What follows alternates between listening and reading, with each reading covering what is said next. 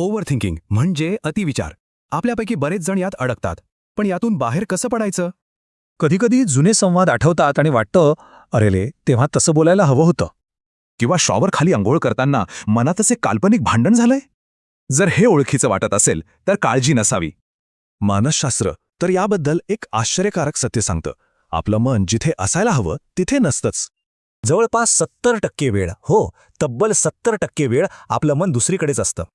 म्हणजे ते एकतर भूतकाळात रमतं किंवा भविष्याबद्दल विचार करत बसतं. पण आपलं मन असं का वागतं? खरं तर आपल्या मनाला वर्तमानात राहायला जमतच नाही. याला म्हणतात टाइम ट्रॅव्हलर ब्रेन, जे भूतकाळ आणि भविष्यकाळात सतत प्रवास करतं. अगदी एखाद्या लंबकासारखं. भूतकाळातल्या चुका आणि भविष्याची चिंता यातच ते हिलकावे खात राहतं. पण ह्या सततच्या टाइम ट्रॅव्हलची एक मोठी आणि दुःखद किंमत आहे. एका संशोधनानुसार आपण ज्या गोष्टींची चिंता करतो त्यातल्या तब्बल 90% गोष्टी प्रत्यक्षात कधी घडतच नाहीत. हो, त्या फक्त आपल्या मनातल्या कल्पना असतात. म्हणजे काय तर आपणच आपल्या दुःखाचे कारण बनतो, वर्तमानातला आनंद सोडून.